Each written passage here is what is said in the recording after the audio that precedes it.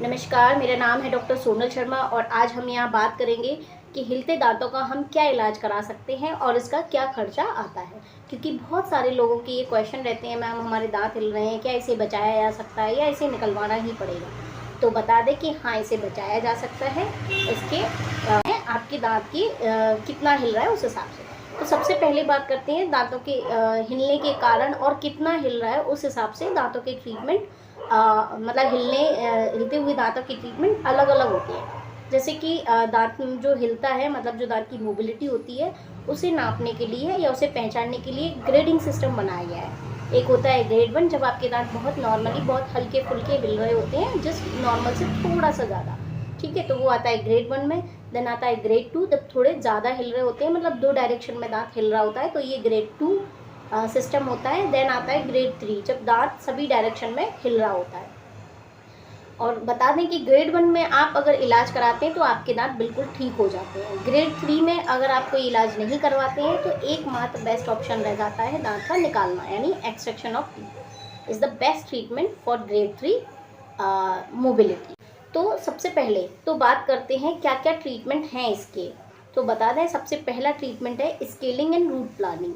क्या होता है, दांत और मसूड़ों के बीच में कैलकुलस ज़्यादा जमा हो जाता है। तो क्या होता है, ये कैलकुलस धीरे धीरे चल के हमारी हड्डी को गलाने लगता है, जिससे दांत हमारे हिलने लगते हैं। तो अगर हम स्केलिंग और रूट प्लानिंग समय रहते करा लें, बहुत हल्का सा दांत हमें लग रहा है हिल रहा है और समय रहते करा लें, तो हमारी चीज़ें सही होने लगती हैं और हमारा दांत भी ठीक हो जाता है। दूसरी आती है ये तो हो गया स्केलिंग और रूट प्लानिंग का। बात करें इसके खर्चे की, तो देखिए ट्रीटमेंट क्या होता है, क्लिनिक तो ट्रीटमेंट जो होता है वो क्लिनिक या जगह के हिसाब से वेरिएशन होता रहता है ट्रीटमेंट के खर्चे में। मतलब ट्रीटमेंट के चार्जेस होते हैं वो जगह के हिसाब से, क्लिनिक के हिसाब से बदलते रहते हैं। लेकिन फिर भी हम थोड़ा बहुत बता दें तो 2000 से 2500 लगता है स्केलिंग एंड रूट प्लानिंग में। लेकिन अगर कैलकुलस कम है, बहुत कम जमा हुआ है, तो आपका 1000 के अंदर भी स्केलिंग हो जाता है। देन नेक्स्ट ट्रीटमेंट आता है स्प्लिंटिंग। स्प्लिंटिंग क्या होता है, इसमें क्या करते हैं, जो हमारे हिलते हुए दांत हैं उन्हें मजबूत दांतों के सपोर्ट से एक वायर के द्वारा बांध दिया जाता है। बाहर से नहीं बांधा जाता है, मतलब इस तरफ से नहीं बांधा जाएगा वरना वो वायर दिखेगा, अंदर की साइड से दांतों को बांध दिया जाता है वायर के हिसाब से। और अब तो अलग अलग मटेरियल आ गए हैं, उनके सपोर्ट से बांध दिया जाता है, जिससे हमारे दांत मजबूत हो जाते हैं।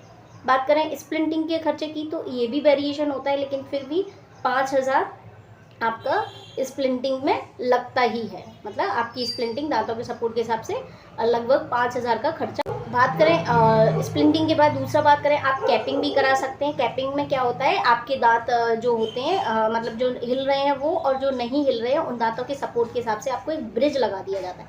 जैसा कि आप ये देख रहे हैं, ये एक ब्रिज है, ऐसे इसको लगा दिया जाएगा। आपके जो दांत नहीं हिल रहे हैं, मान के चलो ये दांत आपके हिल रहे थे और ये नहीं हिल रहे हैं, तो इनके सपोर्ट के हिसाब से ये चारों लगा दिया जाएगा और आपका दांत सही हो जाएगा। तो ये बात हुई कैपिंग की। कैपिंग की खर्चे की बात करें तो देखिए कैप का ये भी वेरिएशन होता है, लेकिन फिर भी बात करें दांत के कलर का है ये। तो कैपिंग के खर्चे की बात करें, ये देखिए ये कैप जो है ये मेटल सिरेमिक क्राउन है। इसमें अंदर मेटल होती है, बाहर से सिरेमिक होता है। तो इसका जो प्राइस रहता है ये टू मतलब 2 से 2500 पर कैप रहता है। तो इस हिसाब से आप जितने दांत हैं उस हिसाब से लगेगा। आप जिरकोनिया की बात करते हैं तो वो आपको 4 से 4500 या ज़्यादा का आपका पर टूथ कॉस्ट पड़ता है।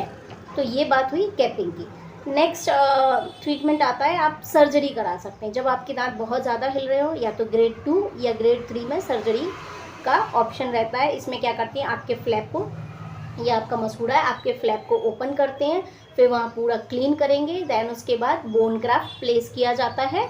और बोन ग्राफ्ट क्या होता है, क्योंकि हमारी जो हड्डी थी वो डैमेज हो गई थी, तो यहाँ बोन ग्राफ्ट प्लेस किया जाएगा। फिर बोन आता है, मतलब आपके फ्लैप को खोलकर उसे क्लीन करके बोन ग्राफ्ट किया जाता है, और फिर स्टिचेस के द्वारा उसको बंद करके आपको मेडिकेशन देके छोड़ दिया जाता है।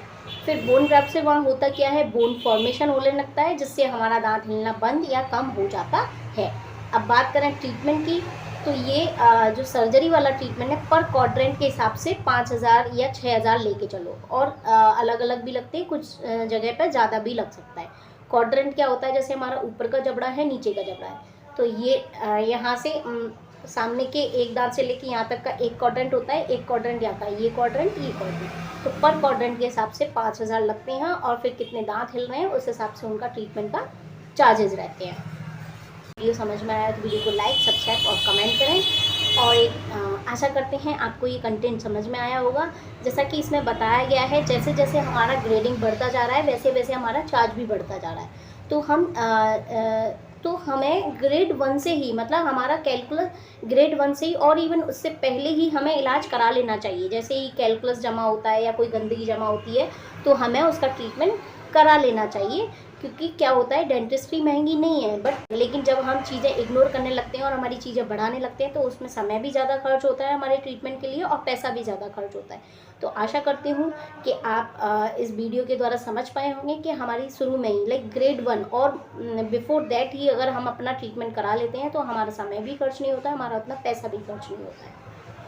ट्रीटमेंट के जो चार्जेस रहते हैं वो जगह के हिसाब से बदलते रहते हैं। इसमें जो ट्रीटमेंट के चार्जेस बताए गए हैं बिल्कुल ऐसा ही नहीं है कि हमें तो इतना बताया गया था, इतना ही नहीं है, ज़्यादा लग गया है या कम लगा है, तो ये बता दें जगह के हिसाब से चेंज होते हैं। Thank you.